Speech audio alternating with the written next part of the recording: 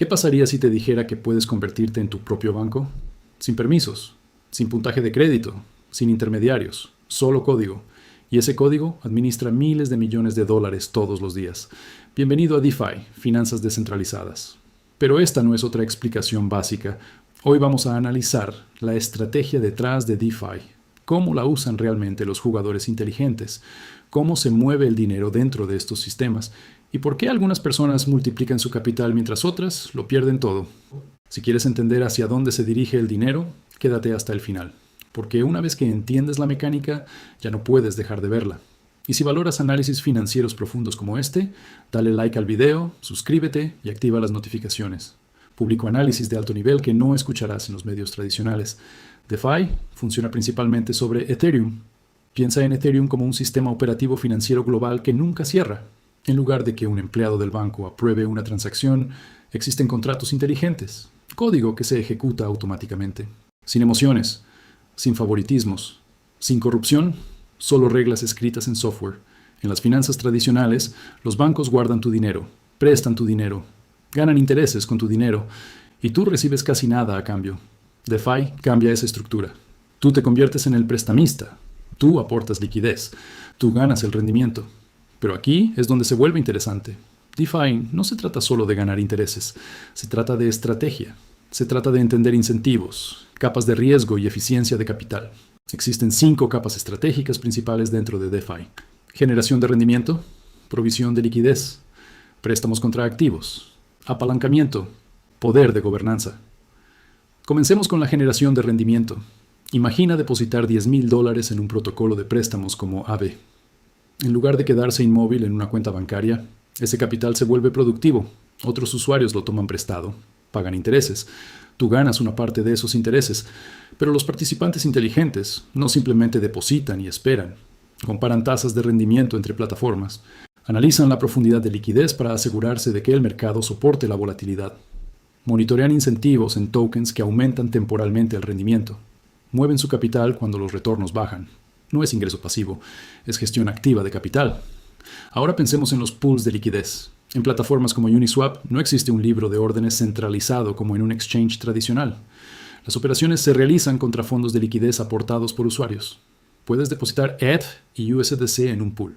Cada vez que alguien intercambia esos tokens, ganas una fracción de la comisión. Suena simple, pero existe algo llamado pérdida impermanente.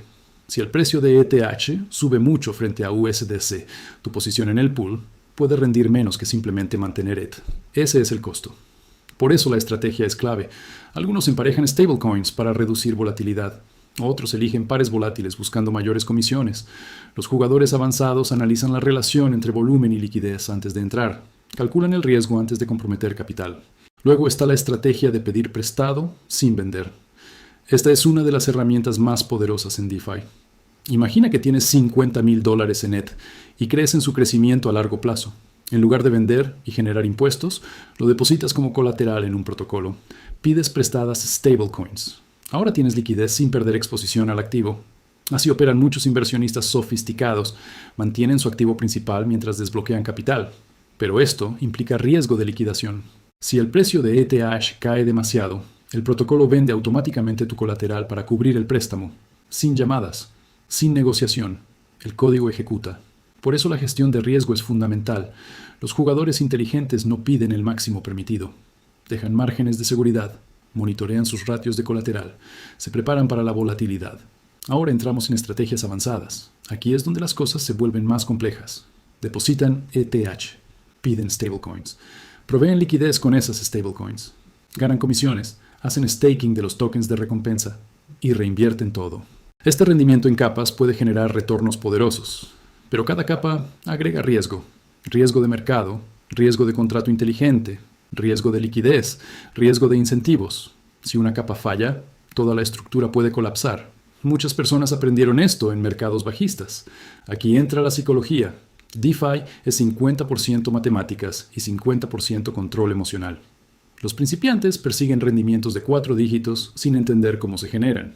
Entran en protocolos nuevos sin revisar auditorías.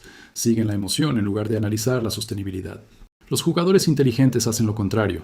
Esperan, estudian auditorías, analizan el valor total bloqueado para medir confianza. Evalúan cómo se financian los rendimientos.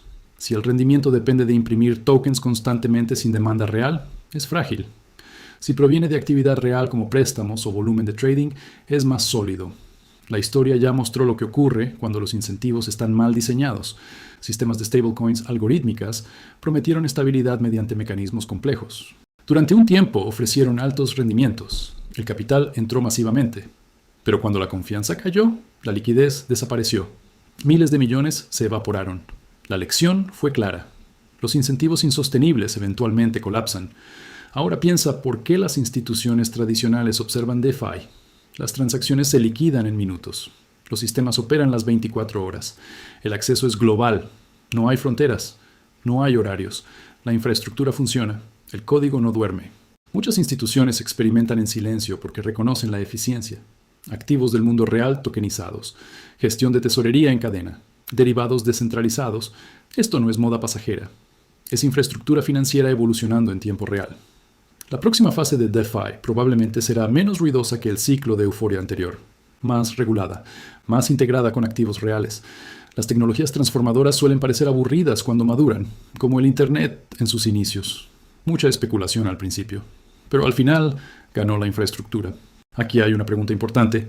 Si tuvieras $100,000 ahora mismo, ¿confiarías más en un banco tradicional o en código abierto ejecutándose en una blockchain? No es una pregunta simple. Esa tensión define esta transformación. Pero también debemos hablar de riesgos reales. Existen fallas en contratos inteligentes. Existen fraudes. Pueden ocurrir liquidaciones en alta volatilidad. La regulación aún evoluciona. Las stablecoins pueden fallar si sus reservas o mecanismos no son sólidos. La estrategia no es perseguir el número más alto, es buscar retornos ajustados al riesgo. Los participantes más consistentes diversifican entre protocolos, evitan el exceso de apalancamiento, priorizan la preservación de capital, ven DeFi como un laboratorio financiero, no como un casino. Otra dimensión es la gobernanza. Muchos protocolos emiten tokens que permiten votar en decisiones importantes, cambios en comisiones, requisitos de colateral, modelos de incentivos. La gobernanza no es solo rendimiento, es influencia sobre la dirección del sistema. También está la eficiencia de capital. En finanzas tradicionales, muchos activos permanecen inactivos. En DeFi, un mismo activo puede asegurar un préstamo, generar comisiones y participar en gobernanza al mismo tiempo. Pero mayor eficiencia también puede significar mayor riesgo sistémico si todo se correlaciona en momentos de estrés. Entender los ciclos de liquidez es clave. En mercados alcistas, la liquidez crece. El riesgo parece menor. Los rendimientos bajan porque entra mucho capital. En mercados bajistas, la liquidez se contrae. El miedo aumenta. Los incentivos suben para atraer capital. Saber en qué fase estamos cambia completamente la estrategia. El momento importa, el tamaño de posición importa, la disciplina emocional importa. DeFi no es magia, es finanzas programables. Reemplaza intermediarios humanos con lógica transparente. Bien utilizado puede aumentar acceso y eficiencia. Mal utilizado puede amplificar pérdidas rápidamente. La estrategia central es simple pero difícil de ejecutar. Entender incentivos, seguir el flujo de capital, medir el riesgo antes de buscar rendimiento. Controlar el apalancamiento, pensar a largo plazo, dominar las emociones cuando el mercado se mueve violentamente. El dinero se está volviendo programable. Los contratos financieros se están automatizando, y quienes comprendan estos sistemas temprano obtendrán ventajas asimétricas. La oportunidad no está en la especulación ciega, está en la educación, la paciencia y la ejecución estratégica.